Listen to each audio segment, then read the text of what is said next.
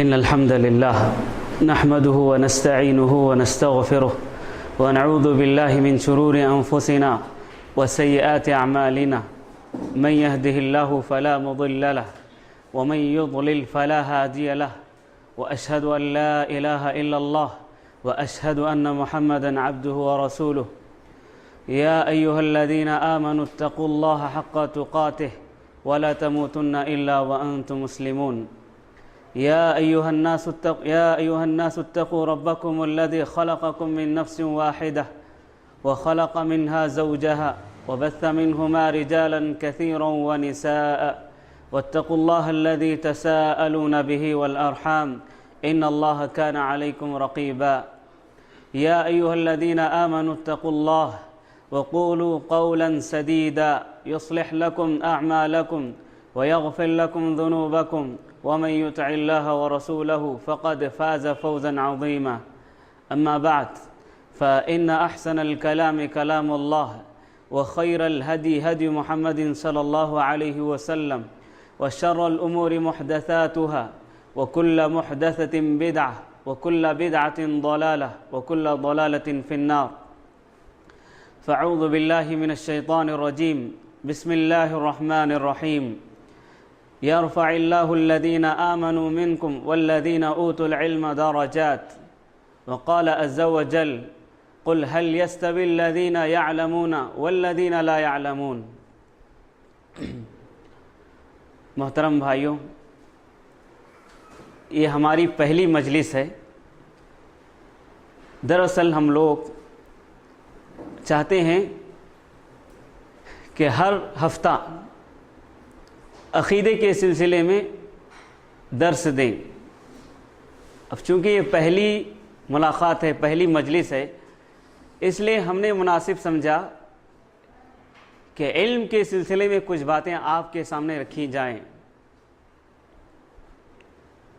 ہم سب جانتے ہیں کہ علم کی بڑی اہمیت ہے، چاہے وہ علم دنیاوی علم ہو یا دینی علم ہو، لیکن اسلام میں دینی علم کی بڑی اہمیت بتائی گئی ہے۔ جو انسان دینی علم حاصل کرتا ہے، قرآن کا علم، قرآن کا معنی، اس کی تفسیر، قرآن کی آیتوں کا مطلب کیا ہے، یہ آیت کہاں نازل ہوئی، یہ آیت کب نازل ہوئی، اس کے بارے میں آدمی جانتا ہے۔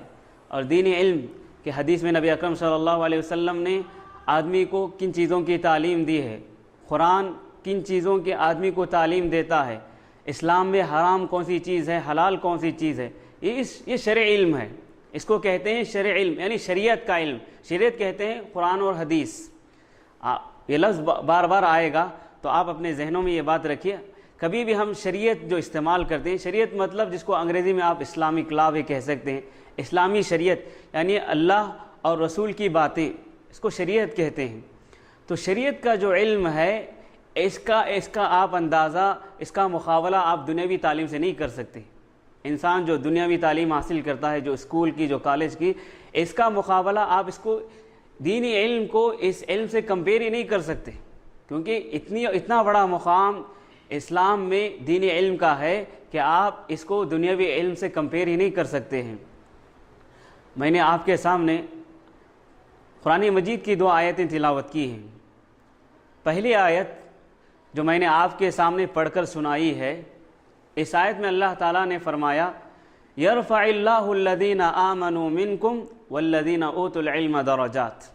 اللہ تعالیٰ تم میں سے جو اہل ایمان ہیں، جن کے دل میں ایمان ہے، جو یہ کہتے ہیں کہ ہم صرف ایک اللہ کی عبادت کرتے ہیں، ہم اللہ کے ماننے والے ہیں، اللہ کی نازل کردہ کتابوں پر ایمان لانے والے ہیں، اللہ تعالیٰ ان کے درجے کو بلند کرتا ہے اور ان لوگوں کے بھی درجے کو بلند کرتا ہے جو علم حاصل کرتے ہیں۔ تو ذرا اس آیت پر غور کرو، اللہ تعالیٰ نے علم والوں کو ایمان والوں کے ساتھ رکھا ہے۔ اس کا بالکل ایسے ہی ہے، ایک کافر کے مقابلے میں ایک علم والا ہے، ایک ایمان والا ہے، تو دونوں برابر نہیں ہو سکتے ہیں۔ تو اسی طرح اللہ تعالیٰ نے ایمان کے ساتھ علم بھی ہونا۔ ایک آدمی اس کے پاس علم ہے، مسلمان گھر میں پیدا ہو گیا، وہ مانتا ہے کہ اللہ ایک ہے، عبادت صرف اللہ ہی کی کرنی چاہیے، لیکن اس کے پاس علم نہیں ہے کہ اللہ نے جو قرآن نازل کیا اس قرآن میں آخر کیا ہے۔ نبی اکرم صلی اللہ علیہ وسلم نے احادیث میں جو باتیں بتائی ہیں وہ باتیں کیا ہیں۔ آدمی کے پاس علم نہیں ہے تو وہ آدمی عمل کر کے بھی اس کا کچھ فائدہ نہیں ہوگا۔ آپ جان کر پہلے علم حاصل کیجئے، اس کے بعد عمل کیجئے، اس کی عبادت کی لذت کچھ اور ہی ہوگی۔ اسی لیے آپ دیکھیں گے کہ بڑے بڑے علماء جیسے امام بخاری رحمہ اللہ ہیں، وہ اپنی کتاب میں چیپٹر ہی جو بنائے ہیں، باب العلم قبل القول والعمل۔ امام بخاری صحیح بخاری میں ایک چیپٹر انہوں نے لکھا ہے، اس چیپٹر کا ایک ٹاپک جو انہوں نے بنایا ہے باب العلم قبل القول والعمل، یعنی کسی بھی بات کو کہنے سے پہلے، کسی بھی بات پر عمل کرنے سے پہلے اس بات کے بارے میں علم حاصل کرنا۔ آپ نماز پڑھ رہے ہیں، آپ کو معلوم نہیں ہے کہ نبی اکرم صلی اللہ علیہ وسلم نماز کیسے پڑھتے تھے، نبی اکرم صلی اللہ علیہ وسلم کی نماز پڑھنے کا طریقہ کیسا تھا، آپ اس کو جانے بغیر اگر نماز پڑھ رہے ہیں تو اس نماز کا کچھ فائدہ نہیں ہے۔ تو پہلے آپ کو یہ جاننا ہوگا کہ نبی اکرم صلی اللہ علیہ وسلم نماز کیسے پڑھتے تھے، آپ کا قیام کیسا تھا، آپ ہاتھ کہاں باندھتے تھے، نماز کا نبی اکرم صلی اللہ علیہ وسلم کا طریقہ کیا تھا۔ تو اسی لیے امام بخاری نے کہا باب العلم قبل القول والعمل، کسی بھی چیز پر عمل کرنے سے پہلے، کسی بھی چیز کو دوسروں کے سامنے بولنے سے پہلے آپ کو اس چیز کا علم ہونا چاہیے، کیونکہ اگر علم کے بغیر آپ کسی کو اپنی بات بتا رہے ہیں تو وہ آپ اپنے دل کی بات بتا رہے ہیں، نبی کی بات نہیں۔ تو ذرا اندازہ لگائیے۔ اور جو آدمی علم کے بغیر کوئی بات اپنی زبان سے دوسروں کو بتاتا ہے، گویا کہ وہ شریعت میں اپنی طرف سے کوئی بات داخل کر رہا ہے۔ تو اسی لیے علم، آپ اندازہ لگائیے کتنا اہم مسئلہ۔ اور جو آدمی بغیر علم کے دوسروں کو اپنی بات بتاتا ہے تو وہ شریعت میں، دین میں اپنی بات داخل کر رہا ہے، دین میں اپنی بات ٹھوس رہا ہے وہ آدمی۔ تو اسی لیے علم حاصل کرنا بہت ضروری ہے۔ آج ہمارے نوجوانوں کے اندر علم کا شوق بہت کم ہے، شوق بہت کم ہے۔ اصل کیوں؟ انہیں معلوم نہیں ہے کہ اللہ کے پاس دین علم حاصل کرنے والوں کی کتنی فضیلت ہے۔ اللہ کے پاس جو ہمارا پیدا کرنے والا ہے، جو ہمارا خالق ہے، اس کے پاس دین علم حاصل کرنے والے، دین کو سیکھنے والوں کی کتنی فضیلت ہے۔ آپ احادیث پڑھ کر دیکھیے، نبی اکرم صلی اللہ علیہ وسلم نے دین علم حاصل کرنے والوں کی کیا کیا فضیلتیں بیان کی ہیں، اور ان کا کتنا مقام ہے، ان کی کتنی پوزیشن ہے اسلام میں۔ صحیح بخاری کی حدیث ہے، نبی اکرم صلی اللہ علیہ وسلم سے معاویہ رضی اللہ تعالیٰ عنہ حدیث نقل کرتے ہیں، وہ کہتے ہیں کہ نبی اکرم صلی اللہ علیہ وسلم نے فرمایا من یرید اللہ بہ خیرا یفقہہ فی الدین، اللہ تعالیٰ جس انسان کے ساتھ اچھائی کرنا چاہتے ہیں، بہت سارے لوگ ہیں، اللہ تعالیٰ کی بے شمار مخلوقات ہیں، اور اللہ کی جو مخلوق ہے وہ انسان بھی ہیں، دنیا میں لاکھوں کروڑوں کی تعداد میں انسان ہیں، لیکن اللہ تعالیٰ اپنے دین علم کے لیے اسی انسان کو اختیار کرتا ہے، چوز کرتا ہے جس کے ساتھ اللہ تعالیٰ بھلائی کا ارادہ کرتے ہیں، بھلائی چاہتے ہیں۔ اگر اللہ تعالیٰ آپ سے چاہتے ہیں کہ آپ کے ساتھ بھلائی ہو، آپ جنت حاصل کریں، تو اللہ تعالیٰ آپ کو دین علم حاصل کرنے کے لیے چن لیتا ہے۔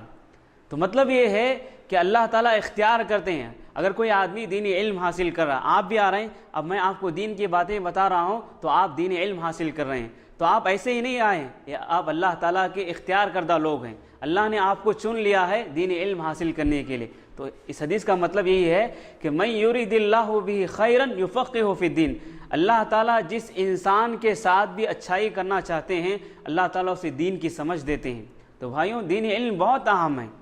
صحیح مسلم کی حدیث ہے، ابو ہریرہ رضی اللہ تعالیٰ عنہ کہتے ہیں نبی اکرم صلی اللہ علیہ وسلم نے فرمایا من سلک طریقا یلتمس فیہ علما سہل اللہ بہ طریقا الی الجنہ۔ ذرا غور کرو اس حدیث پر۔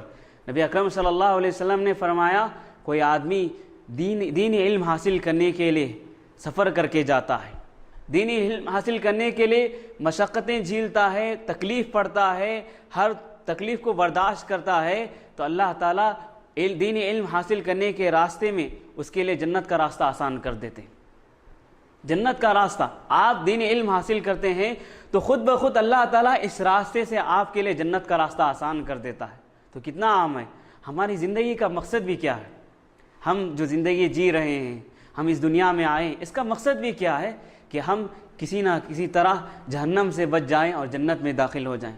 اور قرآن نے بھی اسی کو کہا کامیاب انسان وہ نہیں جو دنیا میں اچھا ایک تعلیم یافتہ ہو گیا، ایک ویل ایجوکیٹڈ ہے، تو دنیا اللہ کی نظر میں وہ انسان کامیاب نہیں ہے۔ اللہ کی نظر میں کامیاب کون انسان ہے؟ قرآن میں اللہ نے کہا فَمَنْ زُحْزِحَ عَنِ النَّارِ وَأُدْخِلَ الْجَنَّةَ فَقَدْ فَازَ۔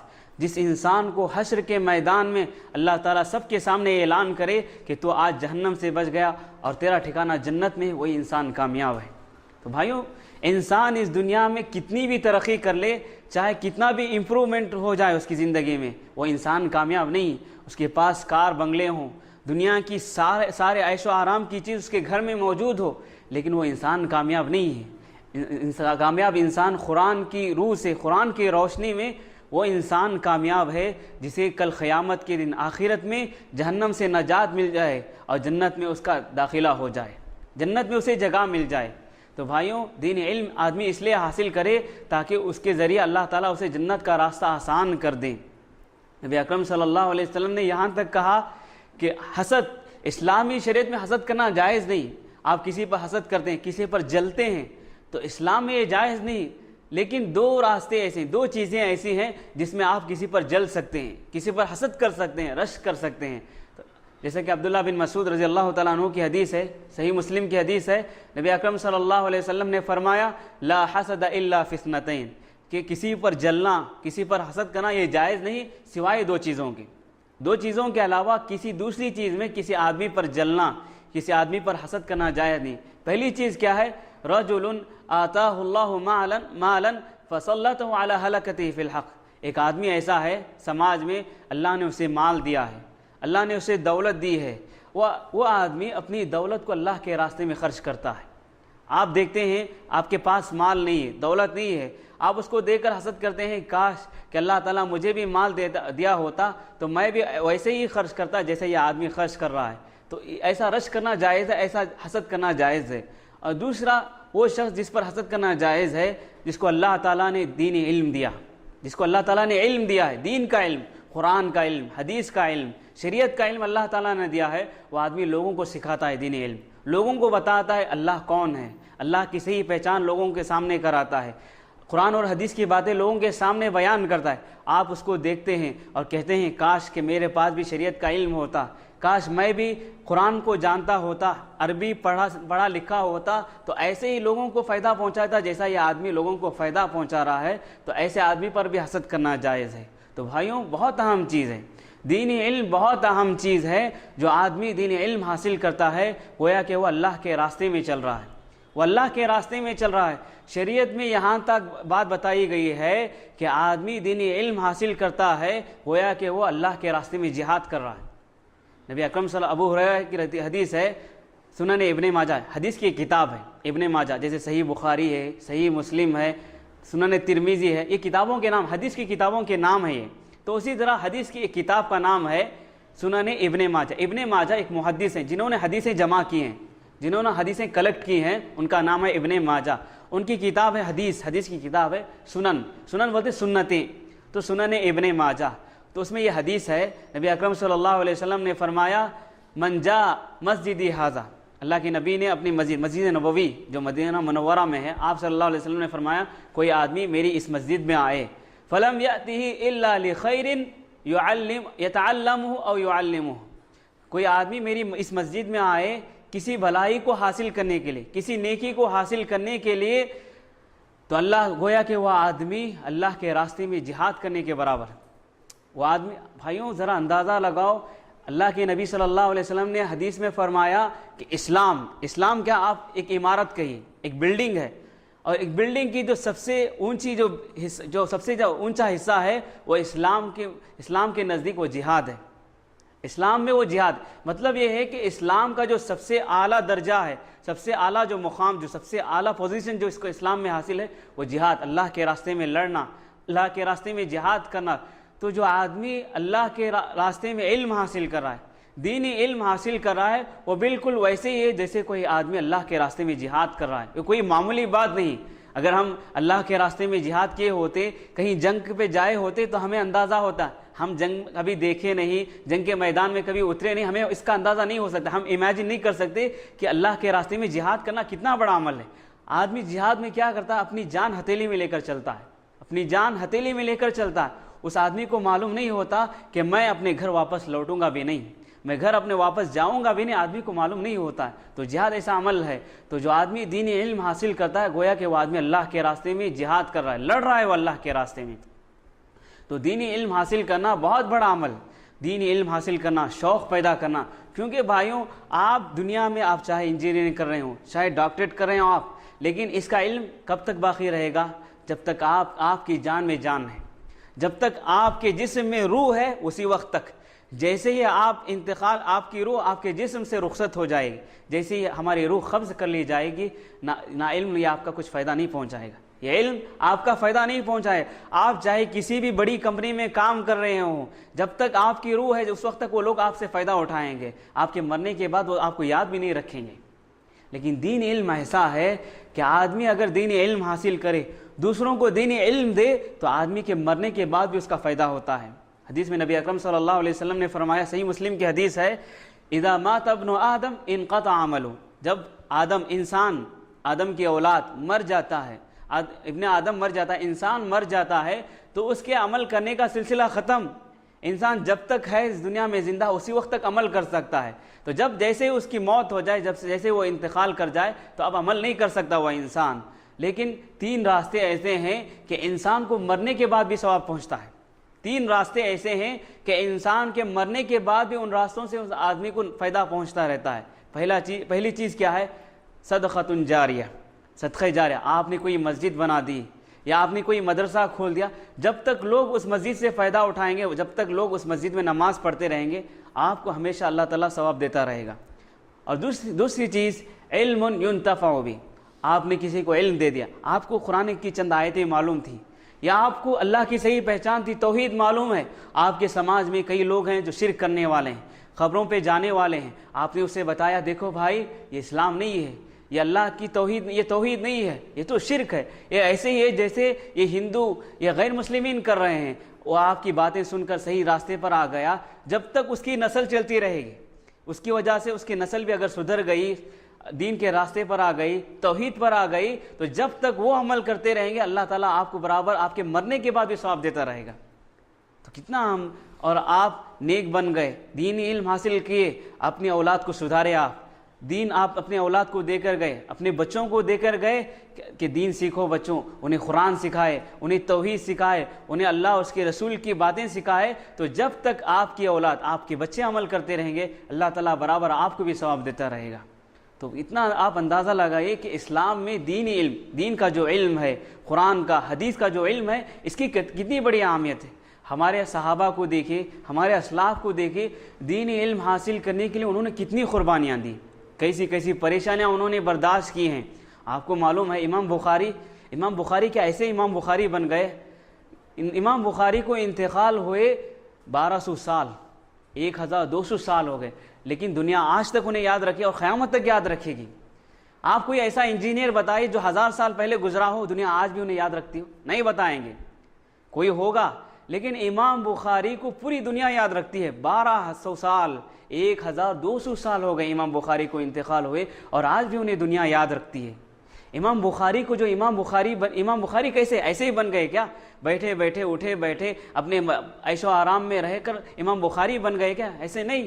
امام بخاری کے بارے میں آتا ہے جب ان کے انتقال کے دن قریب آئے، ابھی یعنی آخری دن تھے ان کے، ابھی انتقال کرنے والے تھے، تو جب بیمار ہو گئے امام بخاری بیمار ہو گئے، تو علاج کرانے کے لیے کسی ڈاکٹر کے پاس لے جایا گیا امام بخاری رحمہ اللہ کو۔ امام بخاری کا خارورہ پیشاب ٹیسٹ کیا گیا، اس کا ٹیسٹ کیا گیا، تو ڈاکٹر نے پوچھا یہ کون سا شخص ہے جس نے کئی سالوں سے سالن ہی نہیں کھایا؟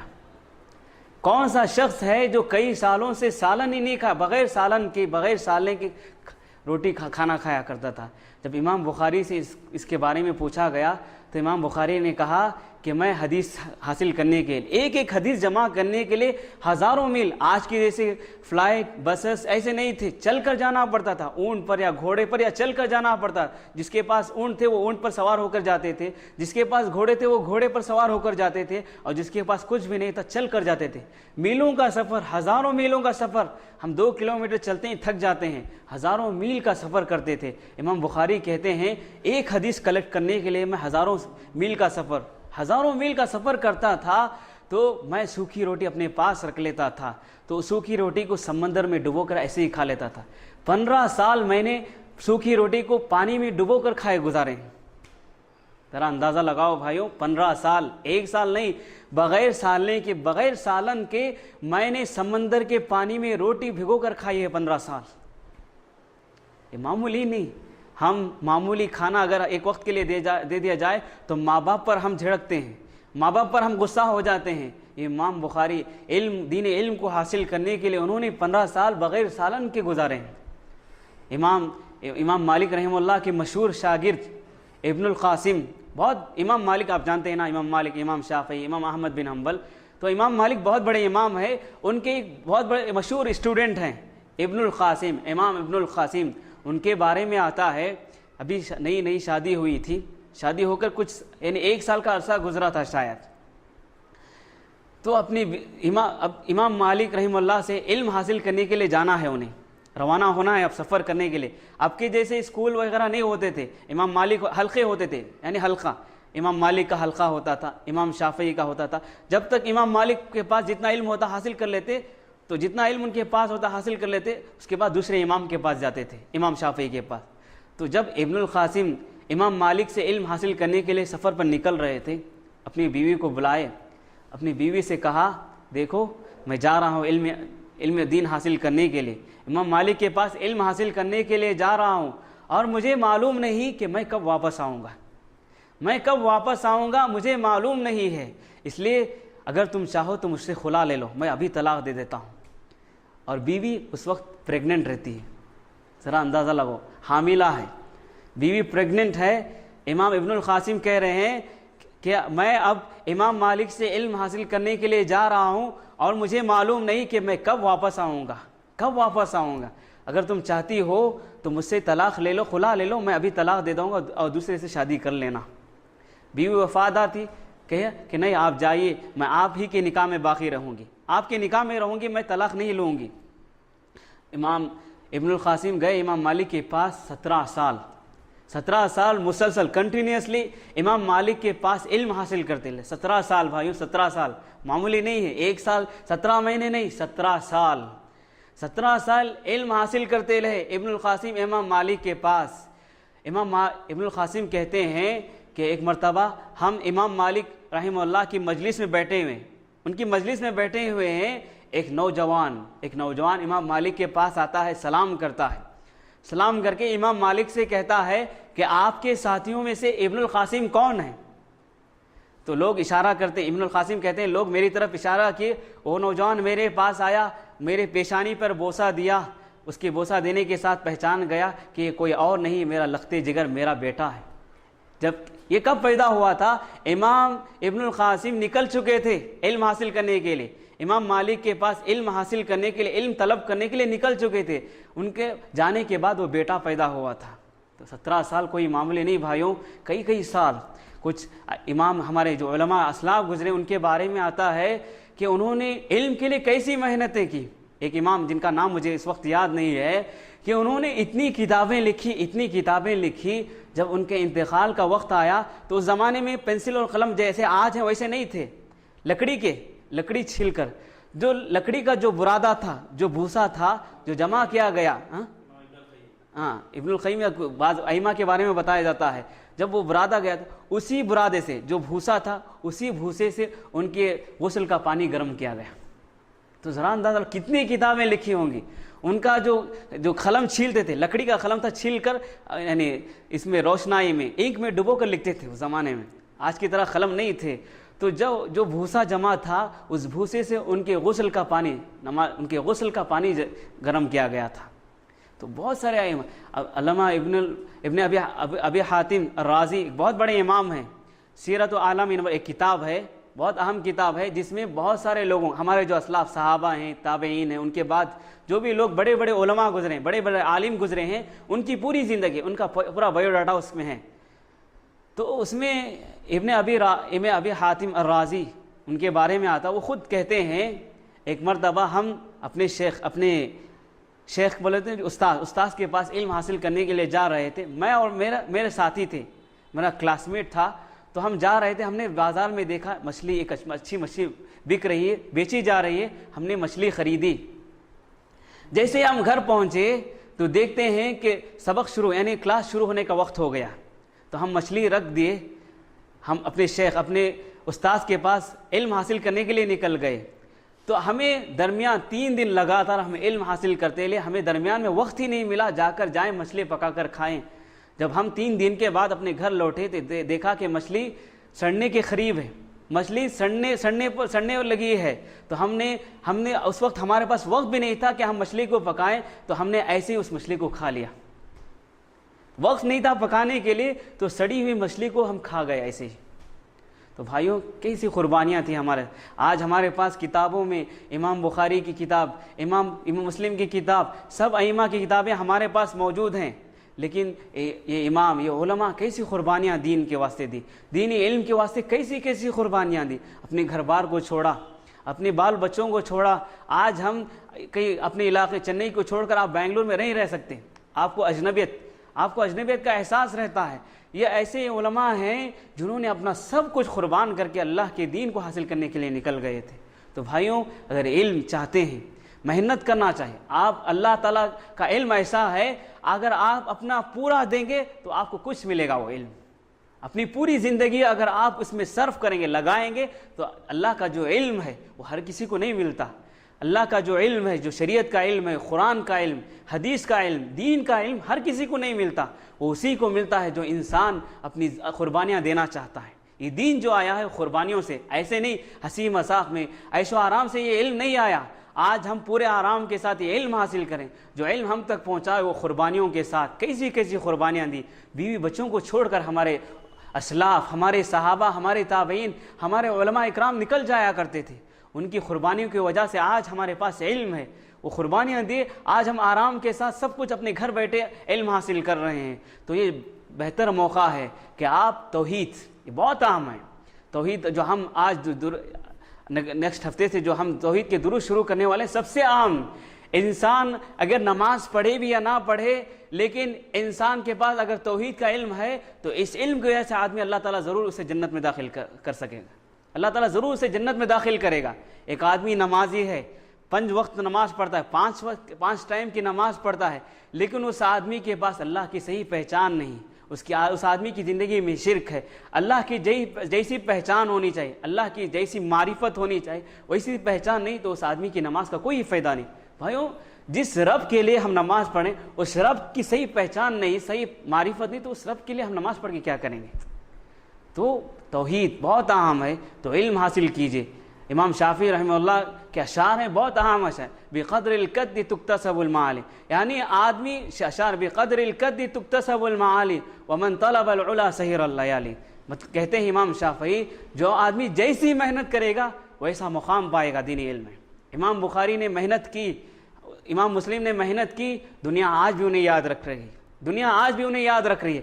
آدمی دینی علم حاصل کرنے میں، دین کو پانے کے لیے، دین سیکھنے کے لیے جیسی محنت کرے گا اللہ تعالیٰ ویسے اسے مقام عطا کرے گا، اس دنیا کے اندر بھی اور آخرت کے اندر بھی۔ آپ دیکھیے کسی مالدار کو آپ نے دیکھا، کسی مالدار کے آگے کسی عالم کو جھکتے ہوئے دیکھا ہے آپ نے سماج میں، آپ کی سوسائٹی اور کمیٹی میں دیکھتے ہیں کہ ایک مالدار ایک عالم کے سامنے جھکتے ہیں۔ علم ایک ایسی چیز ہے جس کے آدمی ہر انسان جھکتا ہے، علم ایک ایسی چیز ہے جس کے آگے آدمی ہر آدمی جھکتا ہے، لیکن مالداری کے سامنے کوئی آدمی جھکتا نہیں ہے۔ تو علم ایسا ہے جو آدمی کو سماج میں عزت دلاتا ہے، علم ایک ایسی چیز ہے جس سے آدمی سماج میں ایک پوزیشن، ایک مقام پاتا ہے، اور علم ایک ایسا راستہ ہے، ایک ایسی چیز ہے جس سے آدمی صحیح اور غلط میں فرق کر سکتا ہے۔ سب سے بڑا علم کا فائدہ کیا ہے؟ آدمی حق بات کیا ہے، باطل کون سا ہے، صحیح بات کون سی ہے، غلط بات کون سی ہے، اس کے درمیان فرق تمیز کر سکتا ہے۔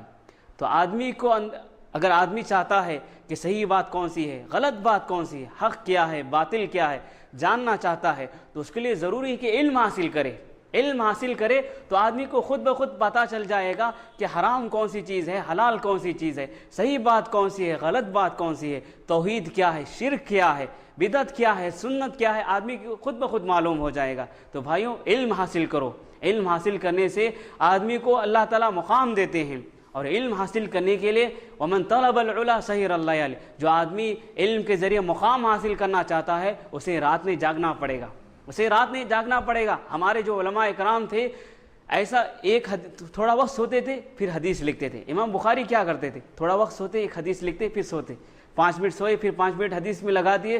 اور امام بخاری کے بارے میں آتا ہے صحیح بخاری میں جو حدیثیں جمع کیے ہیں امام بخاری، وہ کیسے جمع کیے ہیں؟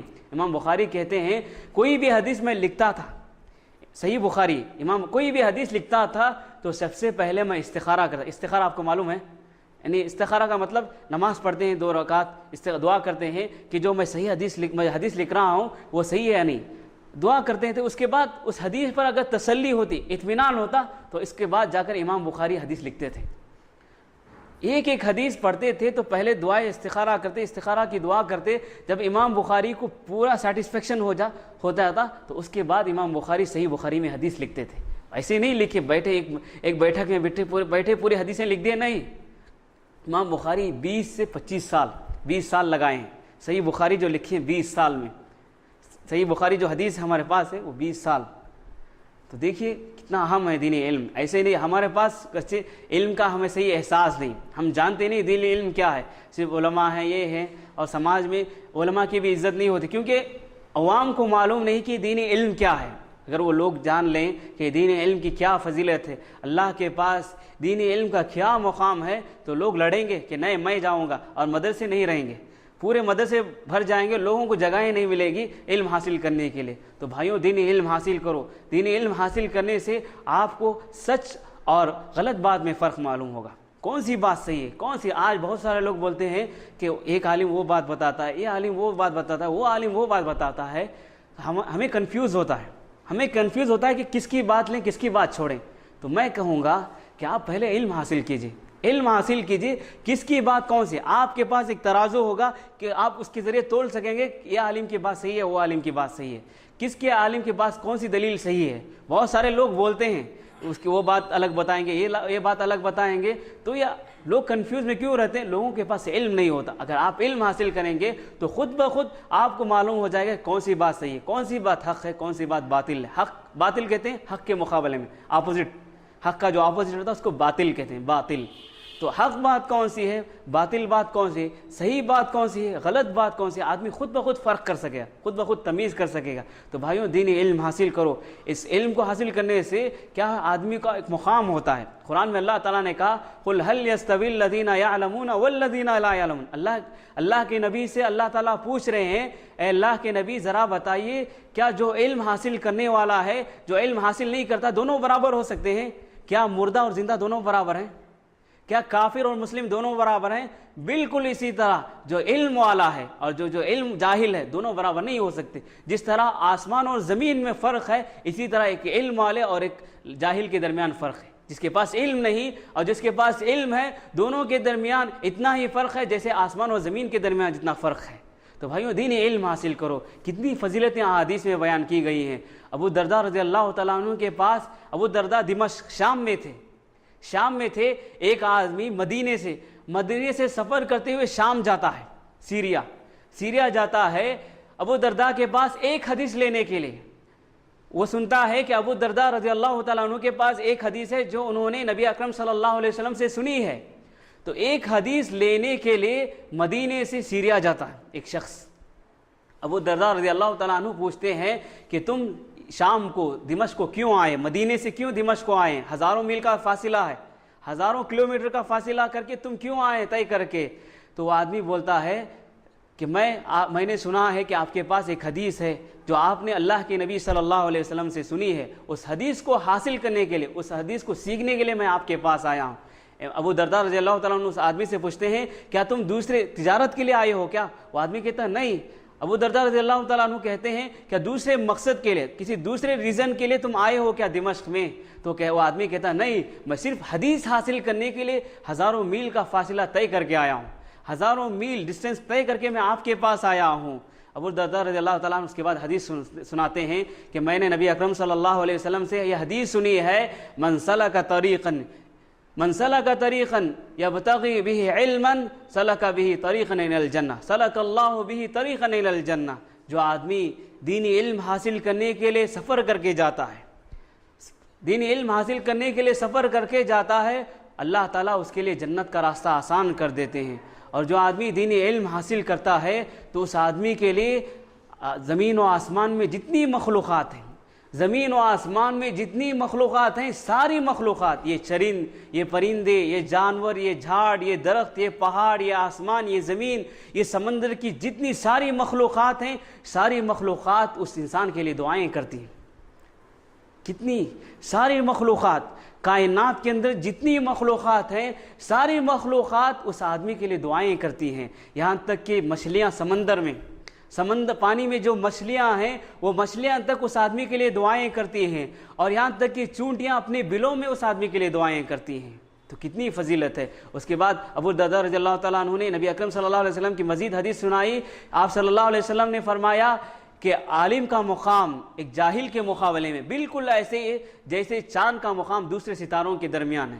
جیسے چاند ایک بہت بڑا سیارہ ہے، بہت بڑا سیارہ ہے، ستارہ ہے، تو اس کا جتنا بڑا مقام ہے، کتنا بڑا مقام ہے، بالکل اسی طرح ایک عالم کا ایک غیر عالم کے درمیان مقام ہے، اس کے مقابلے میں اتنا بڑا مقام ہے۔ اور آپ صلی اللہ علیہ وسلم نے مزید فرمایا العلماء ورثۃ الانبیاء، کہ یہ علماء کیا ہیں؟ انبیاء کے وارث۔ باپ ہے بیٹا، باپ کا بیٹے جو ہوتے ہیں وہ باپ کے وارث ہوتے ہیں، باپ کے انتقال کے بعد اس کے جائیداد بیٹوں میں تقسیم ہو جاتی ہے۔ تو انبیاء، نبی جو تھے، جو رسول تھے، انبیاء جو گزرے ہیں، ان کے وارث، ان کے بعد میں جو علم حاصل کرنے والے ہیں وہ علماء ہیں جن کے پاس علم ہے۔ اور وَإِنَّمَا الْأَنْبِيَاءُ لَمْ يُوَرِّثُوا دِينَارًا وَلَا دِرْهَمًا، اور انبیاء جو گزرے ہیں انہوں نے اپنے پیچھے کوئی مال و دولت نہیں چھوڑی ہے، مال و دولت نہیں چھوڑی۔ وَإِنَّمَا وَرَّثُوا علم، انہوں نے اپنے پیچھے جو چھوڑ رکھا ہے وہ علم ہے، دینی علم، دین کا علم، اللہ کا علم وہ اپنے پیچھے چھوڑ کر گئے ہیں۔ فَمَنْ أَخَذَ بِهِ أَخَذَ حَظًّا وَافِرًا، جو آدمی دین علم کو حاصل کرے گا اس نے پورا علم حاصل کر لیا، اس نے سب کچھ حاصل کر لیا۔ تو جو آدمی دین علم حاصل کرتا ہے، حقیقی علم یہی ہے۔ آپ دنیاوی علم حاصل کرتے صرف دنیاوی مقصد کے لیے، اپنی روزی روٹی کے لیے تو بس ہے، لیکن دینی علم حاصل کرنا ضروری ہے۔ آپ حلال اور حرام میں کیسے تمیز کریں گے؟ کیسے فرق کر پائیں گے؟ بغیر علم کے آدمی حلال اور حرام سمجھتا نہیں۔ آپ بہت ساری چیزیں ہیں آج ہمارے سماج میں رائج ہیں، سماج میں پھیل گئی ہیں، لوگوں کو معلوم نہیں کہ حرام ہے۔ تو اگر آپ کے پاس علم رہے گا، آپ دین کو جانتے ہوں گے، دینی علم کو جانتے ہوں گے، تو خود بخود آپ کو پتہ چل جائے گا یہ چیز حرام ہے، یہ چیز حلال ہے۔ تو دینی علم کا حاصل کرنا ضروری ہے۔ نبی اکرم صلی اللہ علیہ وسلم نے حدیث میں فرمایا تھا، ترمذی کی حدیث ہے، طلب العلم فریضۃ علی کل مسلم، دینی علم کا حاصل کرنا ہر مسلمان پر فرض ہے۔ فرض کا مطلب اگر آدمی دینی علم حاصل نہیں کرتا تو وہ گنہگار ہے۔ دینی علم حاصل نہیں کرتا، آپ دین نہیں سیکھ رہے ہیں، نہیں جان رہے ہیں کہ ہمارا دین کیا ہے، حلال و حرام کیا ہے، اللہ کی صحیح پہچان کیا ہے، توحید کیا ہے، نبی اکرم صلی اللہ علیہ وسلم کی زندگی کیسی تھی، آپ کی تعلیمات، آپ نے کن باتوں کی تعلیم دی ہے، اگر نہیں جانتا ہے تو آدمی مسلمان ہی نہیں۔ تو ہر آدمی کو، ہر مسلمان کو دینی علم حاصل کرنا ضروری ہے۔ تو بھائیوں، حدیث میں، قرآن و حدیث میں دینی علم کی بڑی فضیلت حاصل ہے۔ آپ علم حاصل کیجئے، آپ اپنی زندگی میں فرق دیکھیں گے۔ آپ اور جو جاہل ہیں، جن کے پاس علم نہیں، ان کے درمیان واضح فرق، واضح آپ کو پورا معلوم ہو جائے گا کہ اس آدمی کے پاس علم ہے یا نہیں۔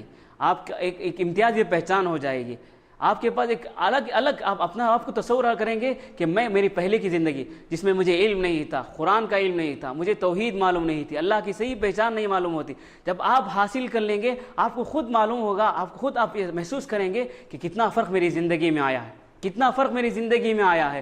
کیا قرآن و حدیث میں ایسی باتیں ہیں؟ کیا اللہ کی ایسی پہچان ہے؟ آپ اگر اللہ کے بارے میں جانیں گے تو اللہ کی عظمت آپ کو معلوم ہے، اللہ کون ہے، اللہ کی ذات کیسی ہے، اللہ کی ذات کیسی ہے، اس کی شان کیسی ہے، اس کا مقام کیسا ہے، آپ کو معلوم ہوگا۔ تو دینی علم حاصل کیجئے، اور اس کے بعد آپ کو جتنا علم حاصل ہوگا آپ اتنا اللہ کا ڈر آپ کے دلوں میں پیدا ہوگا، اتنا ہی ڈر اللہ کا ڈر آپ کے دلوں میں پیدا ہوگا۔ اسی لیے قرآن نے کہا انما یخشى من عباده العلماء، انما یخشى اللہ من عباده العلماء، اللہ تعالیٰ سے جو ڈرنے والے ہیں وہ اصل میں عالم ہیں، جن کو علم ہے۔ مومن ایک مومن ہے، ایک مسلمان ہے، ایک مومن ہے لیکن اس کے پاس علم نہیں ہے، وہ اللہ سے اتنا نہیں رہتا جتنا ایک عالم جو اللہ کے بارے میں جانتا ہے، جسے دینی علم ہے، جس کے پاس دین کا علم ہے، وہ اتنا جتنا وہ ڈرتا ہے۔ تو بھائیوں دینی علم حاصل کریے، اس سے اللہ کا ڈر، اللہ کا خوف، اللہ کی خشیت ہمارے دلوں میں پیدا ہوگی۔ تو دینی علم حاصل کیجئے، اس کے ذریعے اللہ تعالیٰ آپ کی زندگیوں میں برکت دے گا، آپ کی زندگی میں برکت ہوگی، اور آپ ایک زندگی کا ایک ایک قدم بھی اگر آپ گزاریں گے، آپ زندگی کا ایک ایک مرحلہ بھی آپ گزاریں گے، تو اللہ تعالیٰ اس کے ذریعے آپ کی زندگی میں برکت دے گا، اس کے ذریعے اجر دے گا، ثواب دے گا۔ ایک آدمی علم حاصل کرتا ہے تو جتنا وقت وہ علم میں گزارتا ہے، اللہ تعالیٰ برابر اس آدمی کو ثواب دیتے رہتے ہیں۔ تو دینی علم کی بڑی اہمیت اسلام میں ہے، علم کو حاصل کیجئے۔ اور ایک اہم بات میں آپ کو بتاتا ہوں، شروع میں بہت سا شوق رہتا، بہت سے نوجوان کیا جوش میں آ کر ایک ہفتہ 2 ہفتے پورے جوش کے ساتھ آتے ہیں، لیکن جیسے ہی جوش ٹھنڈا ہوا 1 یا 2 باقی رہ جاتے ہیں۔ یہ صحیح نہیں ہے۔ اللہ کے نبی نے کہا کہ عبادت ایسی کرو ہمیشہ جو باقی رہے۔ آپ عبادت 2 رکعت نماز پڑھے لیکن زندگی بھر پڑھے، ایک رات آئے پوری رات تہجد پڑھے، دوسرے دن فجر چھوڑ دیے، اللہ تعالیٰ کو ایسی عبادت پسند نہیں ہے۔ آپ علم حاصل کریں، زور و شور میں آئے 3 گھنٹے 4 گھنٹے کی تقریر سن لیں، لیکن دوسرے ہفتے میں آپ آئے ہی نہیں، کوئی عذر رہا، کوئی بہانہ آپ کے پاس تھا، کوئی ضرورت نہیں، یہ چلتا ہے، لیکن آپ سست ہو گئے، آپ کے اندر یعنی بیزارگی پیدا ہو گئی، آپ نہیں آئے، تو ایسے علم کا کوئی فائدہ نہیں ہے۔ آپ کنٹینیوسلی آنا، کیونکہ اس سے آپ کے علم میں اضافہ ہوتا ہے۔ آپ 1 ہفتہ آئے، 2 ہفتہ آئے، اس کے بعد چھوڑ دیے، اس علم سے کوئی فائدہ نہیں ہوتا ہے۔ آپ محنت کیجیے، میں جیسے کہا کہ بغیر قربانی کے، بغیر آپ محنت کے علم حاصل نہیں کر سکتے۔ جو آدمی علم حاصل کرنا چاہتا ہے اسے آرام کو چھوڑنا ہوگا، اسے عیش و آرام کو چھوڑنا ہوگا۔ اسی لیے کہتے ہیں ہمارے العلم لا يحصل براحت الجسم، ہمارے علماء کہتے تھے کہ علم کو جسم کی راحت کے ساتھ، جسم میں آرام بھی ہونا، علم بھی حاصل کرنا یہ ناممکن ہے۔ آپ آرام بھی چاہتے ہیں اور علم بھی حاصل کرنا چاہتے ہیں، یہ ناممکن ہے، امپاسبل ہے۔ تو اگر آپ علم حاصل کرنا چاہتے ہیں تو آپ کو آرام قربان کرنا ہوگا، آرام کو چھوڑنا ہوگا، عیش و آرام کو چھوڑنا ہوگا، محنت نہیں کرنی ہوگی، آپ کو کدو کاوش کرنی ہوگی، زیادہ سے زیادہ علم حاصل کرنا ہوگا، تو تبھی چل کر آپ کو علم حاصل ہوگا۔ تو میں نے شروع میں جیسے کہا، آپ اپنا سب کچھ دیں گے تو علم آپ کو تھوڑا ملے گا، اپنی پوری زندگی آپ علم کو دیں گے تو علم آپ کو تھوڑا ملے گا۔ تو اگر آپ پورا ہی اگر آپ صرف اپنی زندگی کے کچھ لمحات دیں گے تو علم آپ کو حاصل نہیں ہوگا۔ تو علم کی بڑی اہمیت ہے اسلام میں، تو آپ پابندی کے ساتھ، پنکچوالٹی ہونا چاہیے، پنکچوالٹی علم حاصل کرنے میں پنکچوالٹی ہونا چاہیے۔ آپ کچھ دن آئے کچھ دن چھوڑ دیے تو اس سے علم حاصل نہیں ہوتا ہے۔ آپ برابر پابندی کے ساتھ آئیے، آپ اس کے بعد دیکھیے کہ آپ کے علم میں کیسا اضافہ ہوگا، آپ کی زندگیوں میں کیسی برکت حاصل ہوگی۔ اللہ تعالیٰ سے دعا کرتا ہوں کہ اللہ تعالیٰ ہم تمام مسلمانوں کو دین علم حاصل کرنے، اللہ اور اس کے رسول کا علم حاصل کرنے کی توفیق عطا فرمائے۔ آمین۔ وآخر دعوانا الحمد للہ رب العالمین۔